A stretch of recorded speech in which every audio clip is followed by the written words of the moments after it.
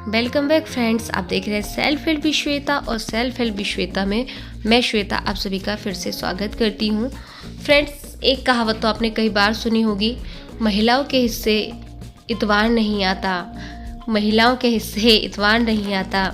लेकिन मेरी एक कहावत है, महिलाओं के हिस्से कोई त्यौहार नहीं आता, कोई त्यौहार नहीं आता। ये बात 100% सही है। हम महिलाओं के लिए जब भी कोई त्यौहार आता है तो हमें बस साफ़ सफाई करनी है, तैयारी करनी है। इन्हीं चीज़ों में हम इतना खो जाते हैं कि हम त्यौहार को एंजॉय करना ही भूल जाते हैं। तो फ्रेंड्स, आज का वीडियो मेरा इसी बात को लेकर डेडिकेटेड है, तो वीडियो के अंत तक ज़रूर बने रहिएगा।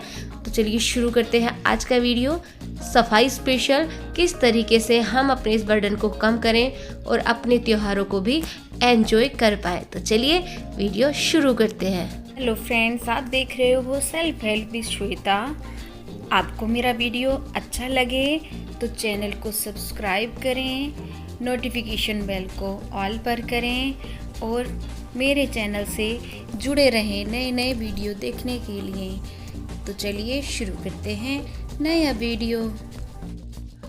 सो फ्रेंड्स, अगर आप भी अपनी दिवाली की तैयारी में लगे हुए हैं, क्लीनिंग की तैयारी में लगे हुए हैं और आप पर काफ़ी प्रेशर है कि किस तरीके से हम अपने घर की सफाई करें, तो आज मैं कुछ टिप्स एंड ट्रिक्स आप लोगों के साथ शेयर कर रही हूँ। उनको अपना करके आप भी अपनी हैप्पी दिवाली मना सकते हैं। तो फ्रेंड्स, क्लीनिंग शुरू करने से पहले आप अपने काम को हिस्सों में डिवाइड कर लीजिएगा, जिसमें पहला स्टेप आता है प्लानिंग।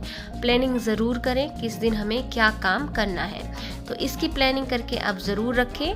उसके बाद आते हैं अरेंजमेंट्स, यानी जिन जिन सामानों की हमें ज़रूरत पड़ने वाली है उन सभी सामानों का अरेंजमेंट्स करके हमें ज़रूर रखना चाहिए और अपनी प्लानिंग को एक रूप देना चाहिए कि हमें किस दिन क्या क्या काम करने हैं। तो वीकली अगर आप पहले से तैयारी कर रहे हैं तो आप इसकी वीकली प्लानिंग भी बना सकते हैं, कोई चेकलिस्ट बना के। जिससे चेकलिस्ट किस तरीके से बनाए, तो अब मैंने जैसा कि आपको स्क्रीन पर दिख रहा है, आप इसमें अपने सारे चोर्स लिख सकते हैं कि आपको किस दिन क्या क्या कार्य करना है और इसका इस तरीके से आप प्रिंट आउट भी निकाल कर अपने पास रख सकते हैं। तो इस तरीके से अपने कामों की लिस्ट ज़रूर बना लें और लिस्ट बनाने के बाद में आपको किन किन चीज़ों की ज़रूरत पड़ने वाली है वो सारे सामान एक जगह अरेंजमेंट्स करके रखें। और तीसरा जो मेन स्टेप है फ्रेंड्स, सेल्फ केयर का।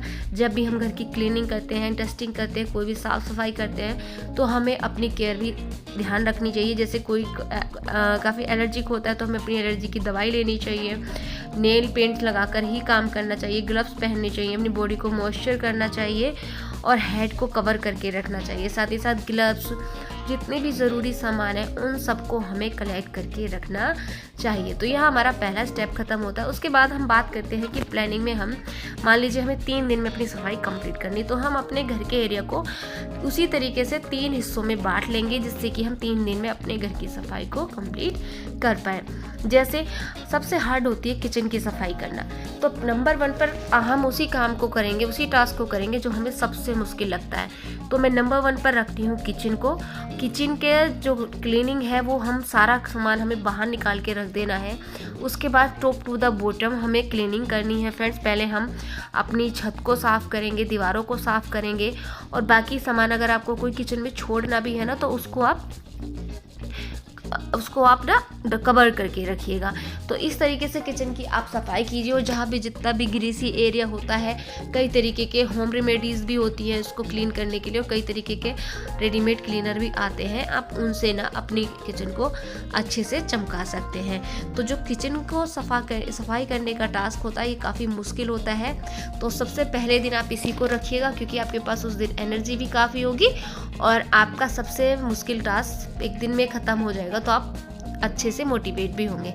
तो दूसरे नंबर पे मैं रखती हूँ फ्रेंड्स बेडरूम को, और बेडरूम की सफाई भी बेहद ज़रूरी है। बेडरूम में आपके जितने भी अननेसेसरी सामान हैं पहले तो आप उनको डिक्लटर कर दीजिए और डिक्लटर करने के बाद में अपना जो भी बेड बॉक्स है उसमें जितने भी सामान आप यूज़ नहीं करते हो कहीं पे डोनेट कर दीजिए, कहीं पर दे दीजिए, लेकिन अपने घर को कबाड़ खाना बिल्कुल मत बनाइएगा।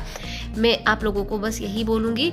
और इसके साथ ही साथ बेडरूम की डीप क्लीनिंग करने के साथ ही साथ आपको अपनी छत, कर्टन के पाइप्स सब अच्छे से क्लीन कर लेना है और सब कपड़े जितने भी हैं सबको एक बार धूप दिखा लें और धूप दिखाने के बाद में उनको वापस से उन्हीं जगहों पर आप रख सकते हैं।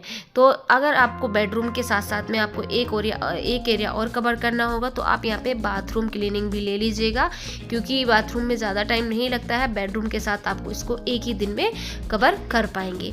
तो बेडरूम के साथ आप अपना वॉशरूम क्लीनिंग ले लीजिए। वॉशरूम क्लीनिंग में आप क्या कर सकते हैं, अच्छे से सारी चीज़ें एक बिल्कुल टॉप टू द बॉटम सारी चीज़ों पे हमें एक बार हाथ लगना हमारा ज़रूरी होता है। और इन चीज़ों को अगर हम टाइम टू टाइम क्लीन करते रहते हैं ना तो हमें इसमें ज़्यादा समय भी नहीं लगता है।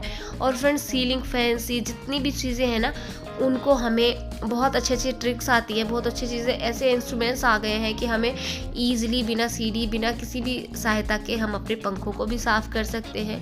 इस पर भी मैं एक अलग से वीडियो बनाऊंगी तो किस तरीके से हम अपने घर की क्लीनिंग करें। लेकिन मैं आज का जो है ना, हम मेंटली जो इतना प्रेशर ले लेते हैं, इतना डिमोटिवेट रहते हैं कि सफाई करनी है। दीपावली आती नहीं है, 1 महीना पहले से इतना हम महिलाओं के माइंड में ये टेंशन चलने लगती है कि हमें सफाई करनी है। तो इस तरीके से आप उसके बाद में आप अपना डाइनिंग एरिया ले सकते हैं।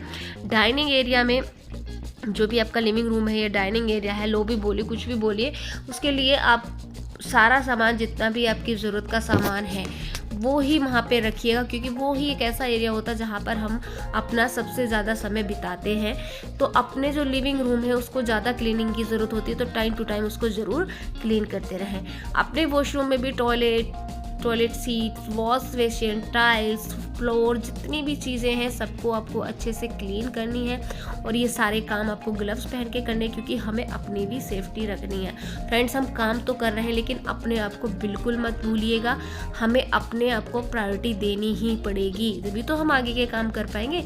जब हम अपने आप को ही रेस्पेक्ट नहीं देंगे तो हम दूसरे से कैसे उम्मीद कर सकते हैं कि कोई हमें रेस्पेक्ट देगा।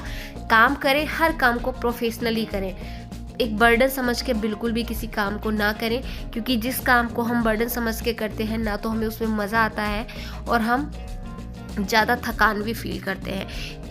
और जब भी आप काम करना शुरू करें फ्रेंड्स, ऐसा नहीं कि दिन भर काम कर रहे हैं, अपने टाइम को बांट लीजिए, थोड़ी देर काम कीजिए, बैठ के थोड़े से म्यूजिक सुन लीजिए, थोड़ा सा रिलैक्स कर लीजिए, थोड़ा बीच बीच में कुछ खाते रहिए, पानी पीते रहिए।